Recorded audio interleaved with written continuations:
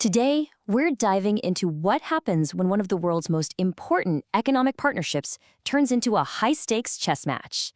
We're talking about the United States and India. The opening move? A series of aggressive tariffs from the US, a bold gambit that put billions of dollars on the line and forced both nations to completely rethink their strategy on the global board. Deeply hypocritical. Whoa. You know, a statement like that from a geopolitical analyst doesn't just come out of nowhere. That one sentence really captures all the tension at the heart of this trade dispute.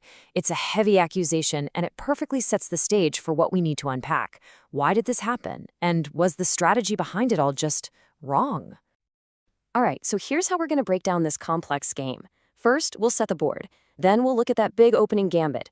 After that, we'll assess the damage, analyze India's countermoves, and finally, we'll try to figure out what the endgame looks like for everybody involved. So, first things first, let's set the scene. You have to understand, before all this tariff drama kicked off, the relationship between the US and India was actually on a great track. It was a partnership built on all sorts of shared interests. Honestly, all the pieces on the board were aligned for cooperation, not a fight. And we're not talking about some casual friendship here. I mean, the official term was a comprehensive global strategic partnership. Sounds fancy, right? But it wasn't just talk. The numbers were huge. By 2024, trade between them had exploded to nearly $190 billion. This economic connection was the absolute bedrock of their relationship, a foundation that was about to get a major shakeup. And this, right here, is where the game truly begins.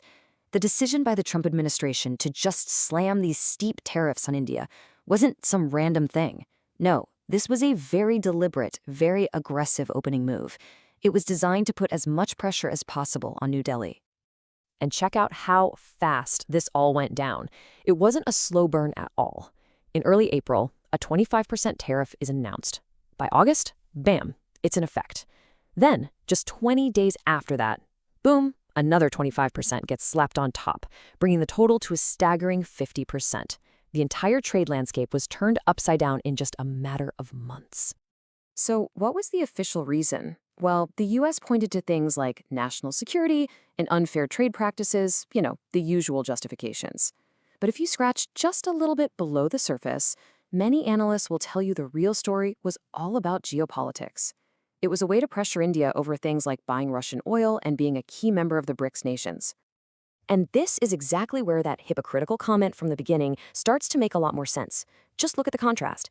With India, the 50% tariff hit hard and fast, but with China, similar tariffs got postponed. It really seems like it was a calculated bet, a gamble that the US had way more leverage over India and could push them around more easily than China. So a huge move has been made on the global chessboard. But this isn't just a game, of course. There are very real consequences. Let's shift our focus now to the economic fallout and see which pieces on the board, which sectors, which businesses were hit the hardest.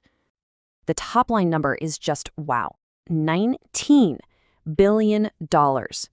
That's the estimated value of Indian exports that were suddenly immediately at risk. We're not talking about a minor disruption here. This was a direct threat to some of India's most vital export industries. And if you look at where the biggest hits were in terms of pure dollar value, it's these massive sectors like gems, jewelry, and machinery. But notice this one crucial detail right here. Pharmaceuticals, an $8 billion export industry, was exempt. That was a really key concession, a nod to the fact that India is, in many ways, America's pharmacy. Still, for everyone else, the exposure was just huge. But, total dollar amounts don't tell the full story. The real vulnerability here was dependency. For some of these Indian industries, the US isn't just a big market, it's the market. I mean, look at this. A staggering 65% of India's entire carpet exports go to the US. Losing your footing there isn't just a problem, it's an existential threat. And you know who feels this kind of pain the most? The little guys. We're talking about India's micro, small, and medium-sized businesses. These MSMEs are the absolute backbone of the country's export economy. Just imagine you're a small textile maker, and overnight your product is 50% more expensive in your biggest market, while your competitors from Vietnam are fine. Your slim profit margins just evaporate. And that kind of pressure forces you to make a move. Analysis shows that Indian exporters didn't just sit back and take it. They immediately started to pivot, actively looking for new markets in Europe, the Middle East, Africa, anywhere they could go to escape that dangerous reliance on the US market. Which brings us to India's response. The US made its move, and now it was India's turn to play. And let me tell you, this wasn't just a simple tit-for-tat reaction. New Delhi rolled out a really smart, calculated, and multi-layered strategy to protect its own interests. They basically attacked the problem from 4 different angles, all at once. First, keep the diplomatic channels open and keep talking. Second, go to the official referee, the World Trade Organization, and file a formal complaint. Third, actively help those businesses find new markets. And fourth, support the little guys at home, the MSMEs, to help them weather the storm. And that WTO action, it definitely wasn't just for show. India came back with a big number of its own, $7.6 billion. That's the value of U.S. imports they targeted with retaliatory tariffs. The message was crystal clear. We are prepared to inflict our own economic pain if we have to. Now, to really get why India responded this way, you have to understand this core concept in its foreign policy, strategic autonomy. It might sound a bit academic, but the idea is simple. It means India doesn't pick a team. It's not like NATO, where you're locked into a formal alliance. Instead, India keeps its options open to deal with all the major powers, the US, Russia, China, to do whatever it thinks is best for India. Yeah, and there's a great line from Chatham House that puts it perfectly. They say India is a non-Western rather than anti-Western power. See the difference?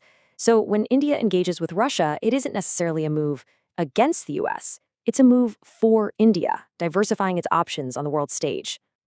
So after all these moves and countermoves, where does this all leave us? Let's zoom back out and look at the entire board again. What's the potential endgame of this tariff gambit? And what are the long-term consequences for the US-India relationship and really for the whole world? This really is the central question, isn't it? Was this whole thing just a temporary transactional fight that will eventually get smoothed over? Or did it cause a permanent, fundamental shift in how these two global powers see each other? Well, there is certainly a case for optimism. Back in September 2025, India's own chief economic advisor said he believed a resolution was just a couple of months away. That's the hopeful view, right? That diplomacy will prevail because the economic logic for them to cooperate is just too strong to ignore. But there's a more cautious take. This one suggests that even if the tariffs eventually go away, something important has been lost. This whole episode eroded trust, and it shattered the belief in New Delhi that it had some kind of special relationship with Washington. That feeling of being unfairly targeted might just linger for a long, long time. And that leaves us with this final, thought-provoking question. The US made a powerful move to pressure India, but in doing so, it may have unintentionally pushed India to strengthen its independence, to diversify its trade partners, and to deepen its ties with other global powers. In this complex new global game, the old rules of leverage just don't always apply.